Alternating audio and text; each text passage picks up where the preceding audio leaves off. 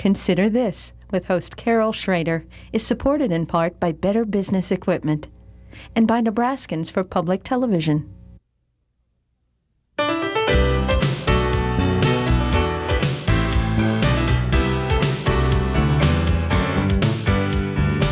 Consider This, a news and information program recorded on the campus of the University of Nebraska at Omaha. From the Fireside Lounge in the Milo Bale Student Center, here is your host, Carol Schrader. Hello and welcome back to UNO and to the Milo Bale Student Center. There has been a lot of talk, particularly in Omaha, and I suppose in most big cities in the country and maybe around the world. Because big cities, you can point to different areas and say they have different situations and perhaps different challenges. We know that well in any big city. But the issue of teaching in urban school environments and getting our most experienced teachers up there has certainly been an issue in the Omaha Public Schools, and OPS is making efforts more to get some of those experienced teachers. But what experience do they need, and what is the definition of an urban school environment? My guest today can certainly tell you we're setting a new precedent on this show by having the Tri-Carols, so this will be easy for you to remember. Joining Carol Schrader today is Dr. Carol Mitchell. She's in teacher education at UNO. One of her colleagues is also joining us, Dr. Carol Lloyd, also in teacher education at UNO, and having been here for some time with really diverse experience in both teaching and teaching teachers. And thank you. Thank you for being with us today. Thank you. We're going to talk about a special graduate certificate that UNO is offering to enhance instruction in urban schools. But first, just the issue of urban schools, urban school environments. It's kind of a euphemism for a special set of challenges that face certain schools, certain kids, certain teachers. How do we define that? Anyone want to take a stab at probably a pretty hard thing to define? Do you want me to start? I would say when you look at urban schools, what we're looking at is a concentration of population in a particular area around a city. In Omaha, it tends to be in North Omaha and South Omaha, as well as more in the central, what used to be the central area. We're east also of 72nd. Exactly. Well, east of 72nd. Exactly. We're also looking at what kinds of students are there, what kinds of families are there. And we tend to find in many urban areas a concentration of poorer families. We often will find a concentration of students, families of color, and we also find poor kids. And so the question becomes now, are those kids the same or are they different than what we find in the outlying areas, in the suburbs, in the rural areas? And if so, what are those differences, and do we need to treat them any differently so that they have a greater opportunity to succeed in our educational process? That in itself is a quandary. When you start pointing out differences, you create problems. But on the other hand, if you don't highlight some special needs or challenges, then those kids might go without special help. Exactly. And one of the things that's really important is dealing with the reality in 2001, that there are differences, and that's all right that there are differences, but being ready to address those differences in different ways. And that is a challenge that we face in an urban setting. To add to what Carol has said in terms of what is urban, urban is whatever is not suburban, not rural, and so there's a great heterogeneous mix. There is more diversity. There is more variety, in the urban setting because of the things that we have, you've just spoken about. Now, one of the goals, I suppose, is to look at these differences or these delineations, however subtle or obvious they may be, and then help this child end up certainly being individual. And I'm talking because you teach child by child, even though you teach in classrooms. Yeah. Certainly the idea is, although each child will remain an individual, that we minimize these differences that might be creating a barrier to learning. Right. Isn't that sort of the goal? I mean, you celebrate diversity, but on the other hand, if there are differences that create a barrier, you want to see if you can minimize those. Or we look at what they bring. I guess I would suggest that we look at it in a kind of different way, rather than eliminating differences, that we look at the differences that kids bring and build our classroom teaching on those differences so that we focus on concepts students need to learn while we understand that there are multiple ways to help kids learn that. So we look at who those kids are, what information and experiences they do have based on the communities in which they live, based on the cultures in which they have grown up, based on who their parents are, and bring those in and say, just because you come here and you don't all look the same, or you don't all look the same as me, their teacher, because most teachers look like me, they tend not to look like my colleague Carol. They are more likely to be white, to be middle class teachers. Female, especially in the elementary school. By differences, I meant the differences that are worrisome. For instance, not having computers in the home, so not being as computer kind of not even literate, but just kind of aware, or those maybe deficits that might be causing a problem. Not differences. I mean, diversity is a good thing because it really creates more knowledge in a classroom sometimes than less. Right. So we have these urban school environments, and many people, particularly I think in the African American community in Omaha, have said, you know, we need special attention, not just in, you know, some better equipment, maybe smaller class sizes, but we need experienced teachers who not just know teaching and got a degree here at UNO, say, but they know they can deal with these things in a really cool way that would help the kids. Okay, so you guys are putting together a program which is going to be offered here to teachers. And you say, what do we do? What is it that, how can we teach that? I mean, that's my question. How do you teach that? Isn't that to some degree innate? There's controversy about whether it's innate, but I would say that no matter what, how natural, if you will, a teacher might be, or unnatural that profession comes to somebody, there's a lot to be learned. And one of the things that you said was, you used the term deficit.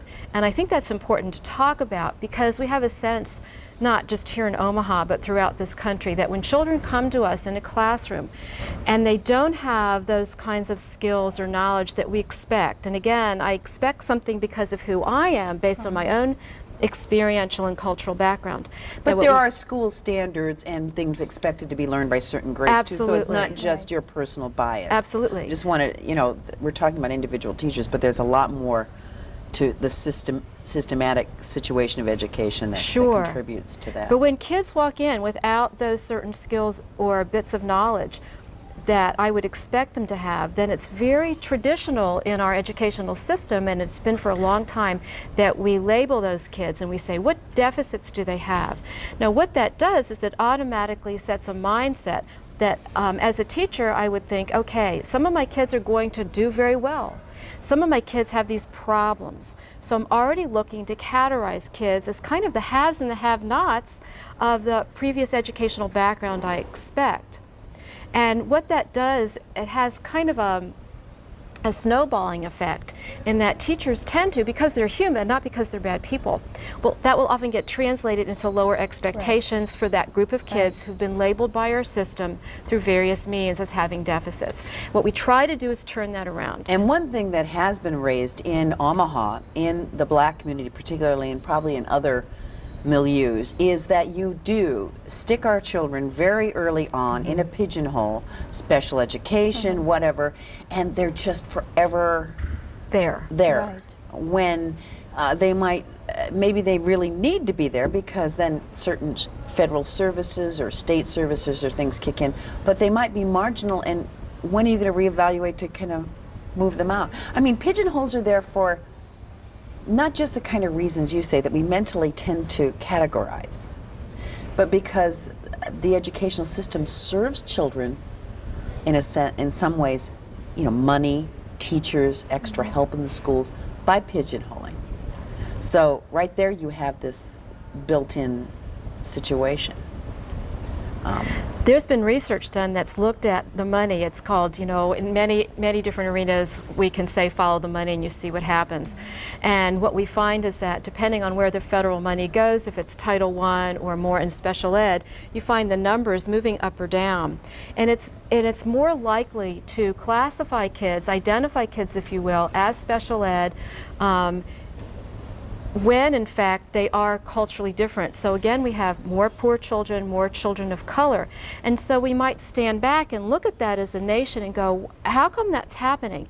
And if you look across the country, one of the things that you find is that in the school districts that are the poorest across this country, they are more likely to have teachers who are not certified at all to teach, and more likely to have teachers teaching out of their endorsement area. So you might have a social studies teacher teaching math, for example. Well, that doesn't make any sense, but that's the only person they could find. So you have many different factors going on here. And so then you have a group of children who tend to be poor, who tend to be kids of color, not learning basic skills, if you will, like reading or math. And so instead of looking systemically at what has happened in the system to help either cause and or perpetuate that, we don't look at that. Yeah. We go, it must be the child, it must be those parents who don't care, and again, we generalize about how that happened. The other thing that happens in our schools is when we in fact pigeonhole those kids, the most common way to address those perceived deficits, if you will, is to give them more skills instruction. Okay, they can't read very well, I'll give them these skills. They can't do their math.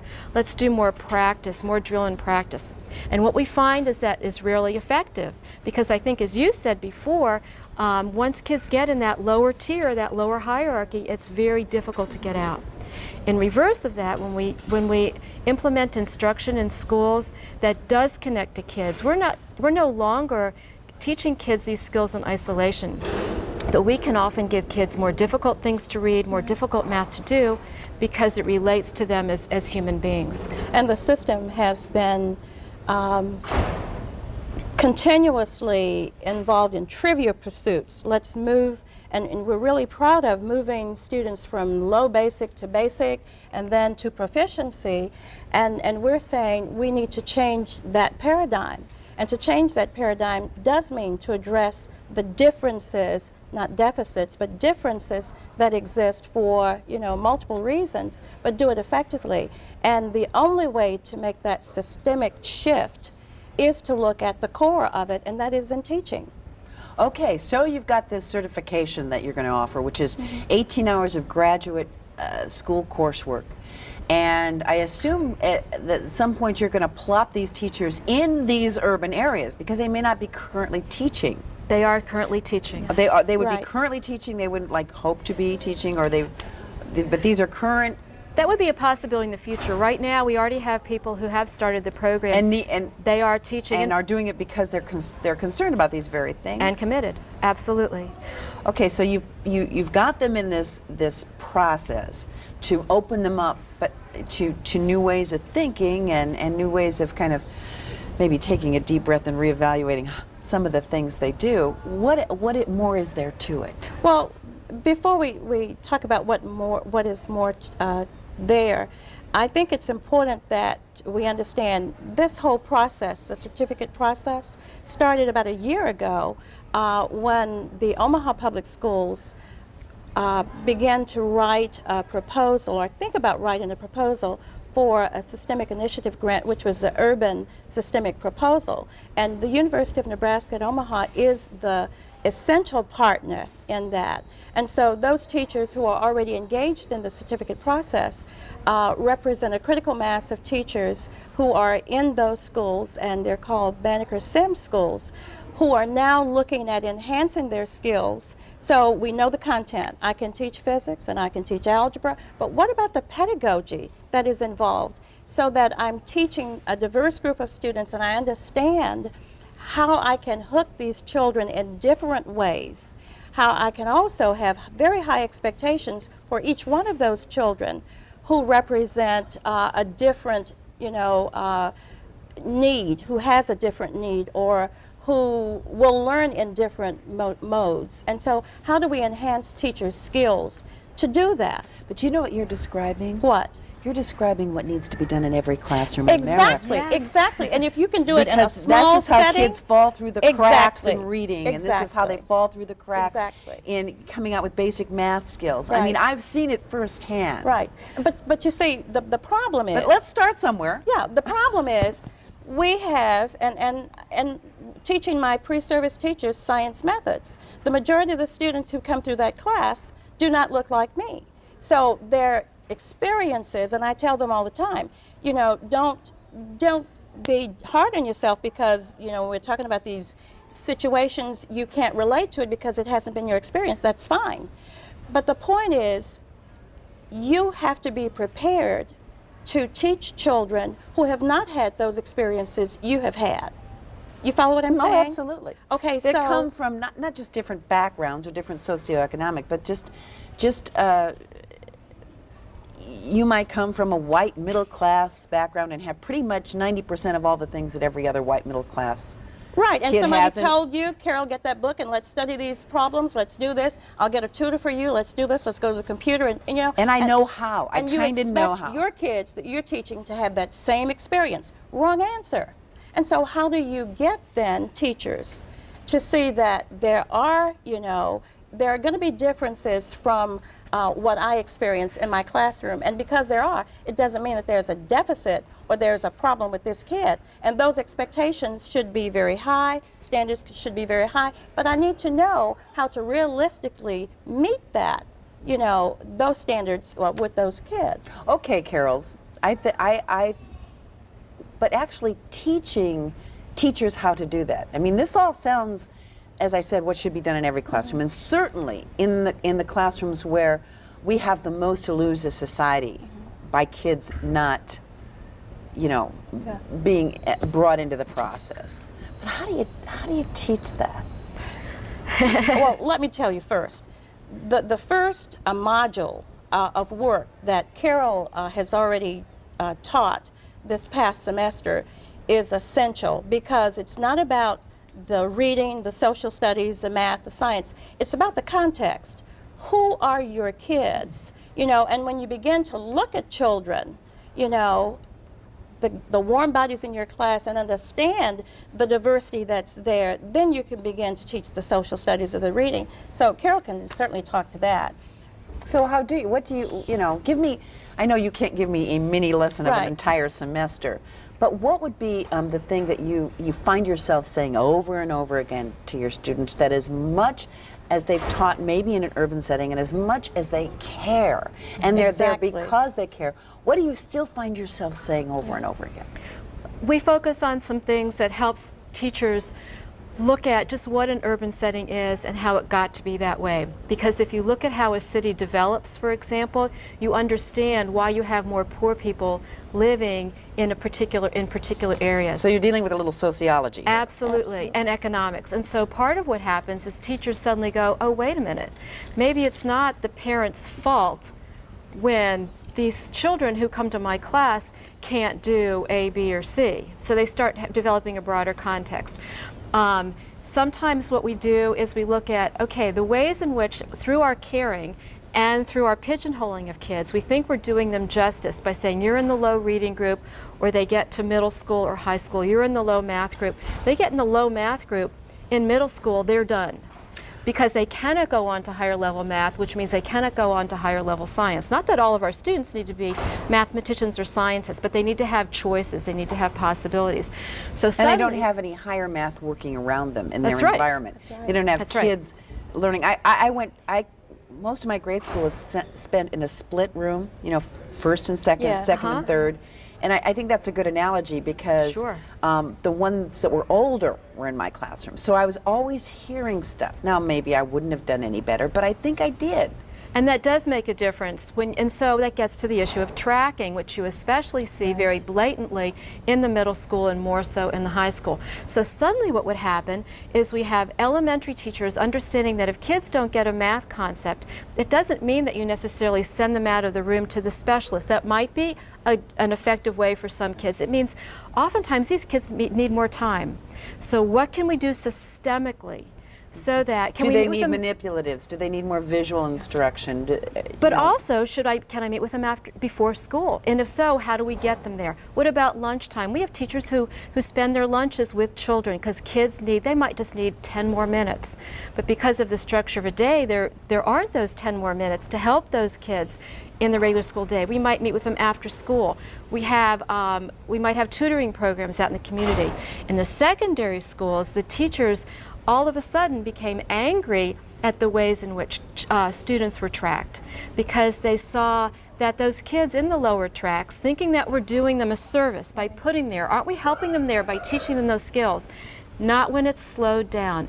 If you're running a race, if we start off at the same place, but you have on weights on your shoes, I don't care how slow I am, I'm probably going to pass you by, okay? Eventually, because they just drag you down Absolutely. more and more. Absolutely, and that's what happens. And so teachers are starting to rethink, okay, given the nature of secondary education, when the bell rings, they have to go to third period after they have me for second. So what can we do?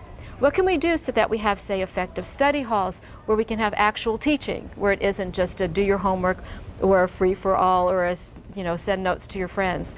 What can we do after school? Who can meet with the kids at lunch? They're starting to ask those important questions. Well, the interesting thing is, since you are involved in teacher education and you know what all the issues are in education right now, one of which is burnout, one of which is teacher salaries, you're asking teachers, as dedicated as they may be, to spend their planning time, which is necessary, working with kids, which they like. But then you're saying after school, my mother was a teacher, and although I have had criticisms over the years over my son's teachers who never wanted to spend any time after school, you can't always expect that one teacher of how many children in that classroom to be open to working with, and maybe 3 needed at night, not just 1, in different areas because they have different ways of learning or they're at different levels. Then we're talking about systemic change and how school districts can help support that. And we had a very good model when OPS had the first Banneker partnership. Do you want to? Right. The Banneker partnership was an initiative specifically to reduce the gap between African American students in Omaha Public Schools and white students, because the African American student population was the largest minority, of which we had data to support. And huge gaps in math and science. Right, Huge. and so and reading the things too. that were put in place systemically was not to just overburden one teacher, but worked in teams, so that a school had an enrichment room that was manned over the week by several teachers, and then to the extent that students were working to support students, and parents were involved, and community people and agencies. And so there is a way so that you don't overburden a teacher. But the bottom line is, how much do I really want to do this? And I know money is a problem. Money is problematic, but in terms of salaries and teacher time, but it boils down to how can I best meet the needs of every kid in this class. And I say to my students, our job is to maximize the opportunities for every single kid in the class. And so as a chemistry teacher at Burke 12, 13, 14 years ago, as I look out now, if I were teaching a chemistry class, then the kids I see now are not the same kids I saw 15 years ago. And I know physically not the same, but I'm talking about how things have changed, demographics have changed. Well, what do I need to do to change my methodology to meet the needs of those kids? I can't say, well, you don't get it, out. So basically you're saying that we're more apt in a classroom to have a diverse classroom. I mean, every child is an individual. I mean, Right. and teachers have known that longer than, and parents that have 4 different kids know that they come from the same gene pool, but they can be different. But then you add socioeconomic kinds of things that you really, but this is not a brain surgery to figure that out. Isn't. I mean, you've known that for years. Teachers have known that for years, even though the chemistry class is different than when you were plugged into Burke High 15 years ago.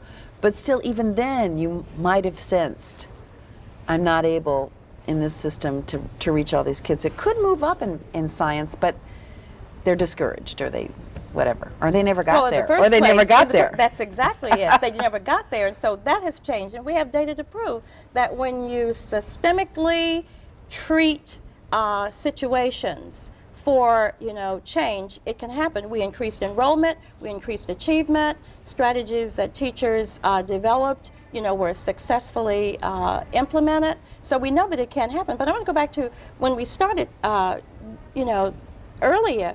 The point is there has always been diversity. But we have to take the risk now of addressing it. And for too long, we have said, oh, it doesn't matter. I don't see any differences in my class. Everybody's the same. Wrong answer. And so we're trying to equip teachers to enhance those skills so that we can deal with the realities of the classroom to maximize, the opportunities. Okay, so you've got, how many people can you currently, let's say all these courses in this, I know you haven't moved them all up the, there's probably an order that you take these courses somewhat.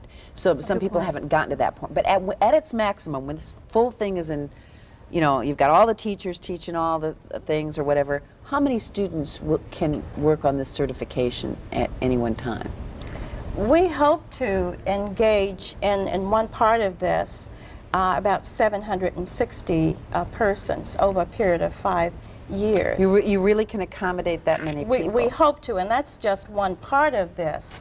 Yeah, the Urban Certificate was written, the impetus for it was working with the Omaha Public Schools and their commitment to math and science instruction for all kids. Which is part of UNO Omaha's mission, is to work with this urban area. The metropolitan area, absolutely.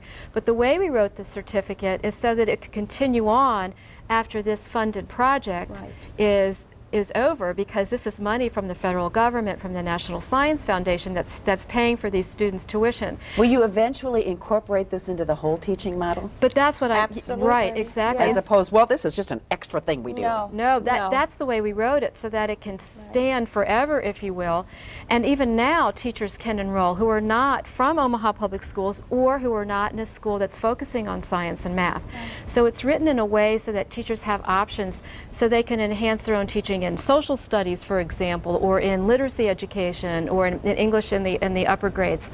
Right now, the emphasis has been mainly on math and science because of our work directly with Will OPS. the undergraduates in teachers ed start getting this stuff as a matter of course? Yes. Instead of just the kiddie lit and the standard grouping of classes? My yes is to part of that. We want to train our pre-service teachers in some of the same ways that we're enhancing skills of practicing teachers, But right so we now- don't have to go in and recycle again. But right now we need to deal with this, and right. so. Carol, there's one important thing you need to know. And you've got 30 seconds. 30 seconds. We aren't just throwing people and saying, here, come and get this wonderful certificate in the same kinds of courses that, on the books. Some of these things have been developed deliberately with the education department and arts and sciences. And so there's collaboration. When Carol talks about systemic change, it is truly systemic change, not just out in the urban schools, but also at the university. We need to do some things differently so that we can have people going out ready. And do it now. And do it now. I want to thank you. We've run out of time. Check with the UNO Education Department if you'd like more information on this. I want to thank Dr. Carol Mitchell, Dr. Carol Lloyd. I'm Carol Schrader. The Carols have the last word. This one does. Thank you, and thank you for joining us on Consider This.